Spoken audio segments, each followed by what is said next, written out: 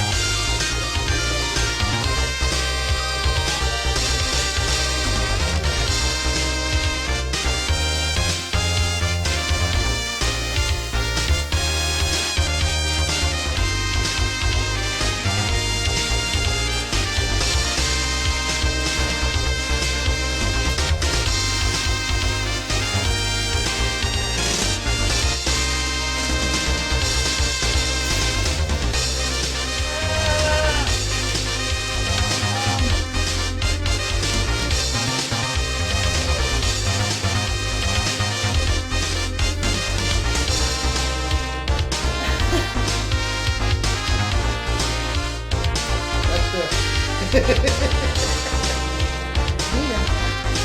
that happened very, very quick. Okay.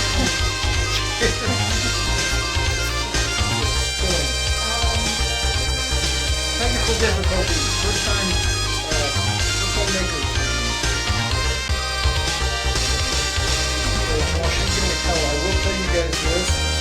Once you've gotten to this point, you can really smell the taste with the honey. It perfect. Like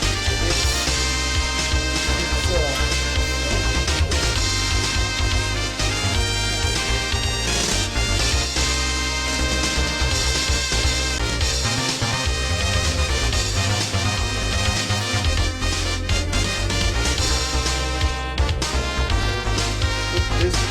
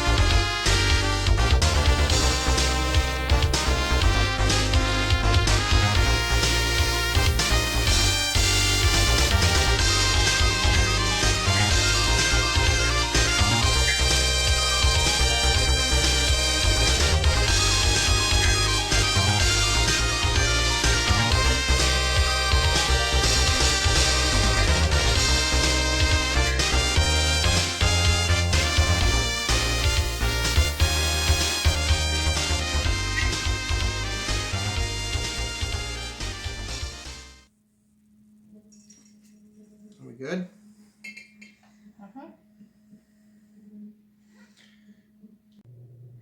So now that we've got all of this bottled up, right here in these bottles, I've got the corks on them. I've been pushing down on these corks as best that I can to keep it airtight and sealed. And we're just going to give this some time to sit and age. I'm actually reusing old wine bottles that that had other wine in it, was a different version of Mead, so I traded out one Mead for the other. Now, I posted a video, the last video, about arrowheads, and I was going to start doing that. I actually have started working on this right here, which is going to be turned into a quiver. You can see the tube section there. And it's going to be turned into a quiver, and that's what today's video was actually going to be about. However, I posted a picture, wasn't even on the YouTube channel, of this. And between the two of them on the Facebook page, which, by the way, we do have a LARP channel Facebook page now. It's the easier way to be able to help everybody keep up with the videos on social media. And then I can just, share that post to all the other groups and such so everybody can keep track of everything. But I posted a picture of this thing, and between the two of them, I think I had like 12 people reached on the video, 589 for this. So today's video had a bit of a 180 on it, and we're going to talk about this. Now, what this was it was a project. It's supposed to be like a wand of ice type of thing. You can type whatever.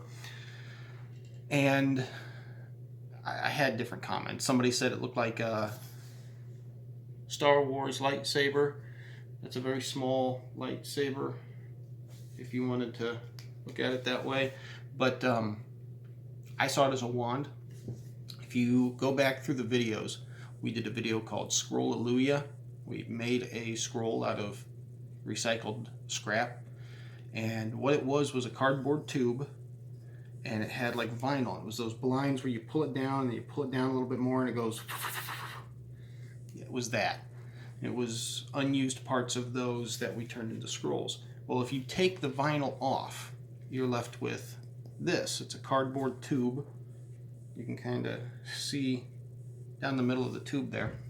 And because it's cardboard and it was going to be thrown into the recycling, it was free.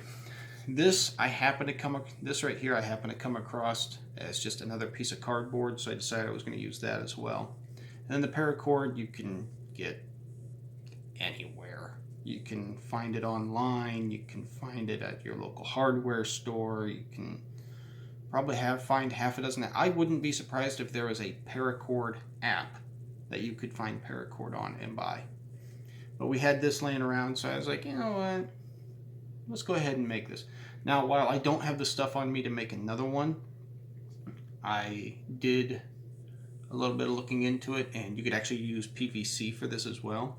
There's a few differences in the methods and the process that you go through when doing it. But we took the cardboard tube.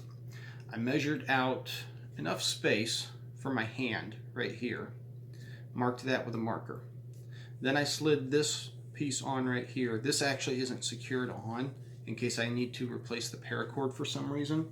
It's less work on me, but it stays on there because of the paracord. That slid on just fine. So then I marked another spot right here where that was going to set.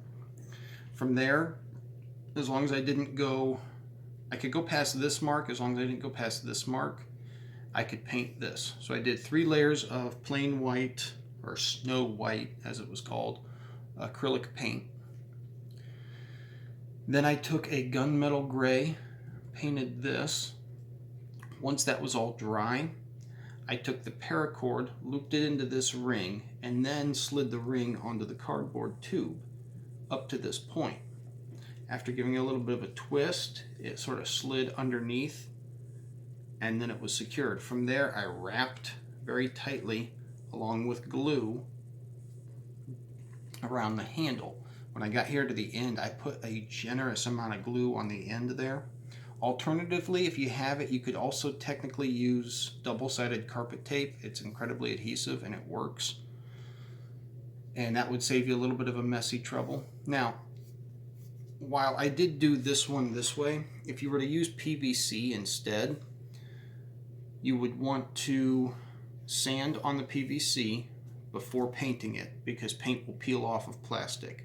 By sanding it, you give it more of a grip for the paint to get on and stay on. This piece here would have to be a piece of PVC that's a larger size than this. You would want to use some sort of a heating unit. Some people use a hair dryer, some people use a heat gun. You would heat this piece up before you cut it, and then you would slide this piece into here so that it fits perfectly. Then cut your piece off. Now you have your I guess you could say the pommel of the wand that'll slide on. From there, it's the same method.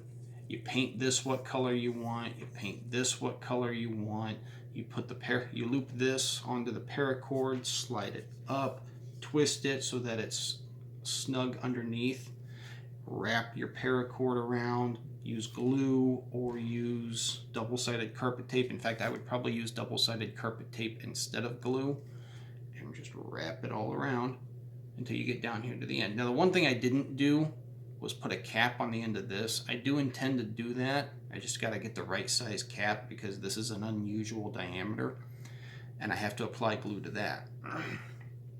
But ideally you could do that with it as well. You don't even have to keep it plain like this. You could paint little designs on it. You could paint little stuff on here. You could do 2 different colors paracord. I mean, if you wanted to, you could do like a yellow, an orange, and a red paracord. Make a wand of fire, or just some unique wand in general with a variety of different colors to it. It doesn't really matter. The idea is that it's very simple and it's very unique. It gives you something to use and you don't put a lot of money into it. Last thing I'm going to tell you guys, if you decide to take this outside and use it, and it could be raining, maybe it's snowing and it's hot enough that the snow's melting, any sort of weathering that can happen to this, put a layer of sealant over the entire thing. And I wouldn't even go just 1 layer, I'd go maybe 2 or 3 layers.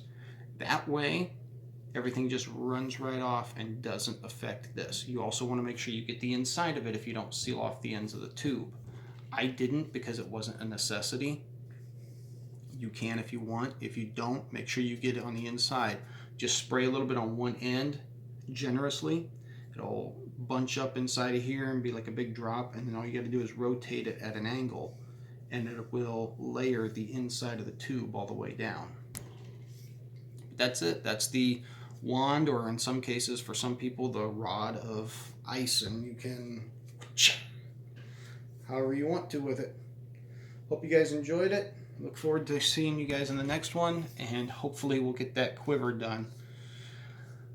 Last but not least, make sure you subscribe. Make sure you like the video. Make sure you share it. And definitely hit the bell.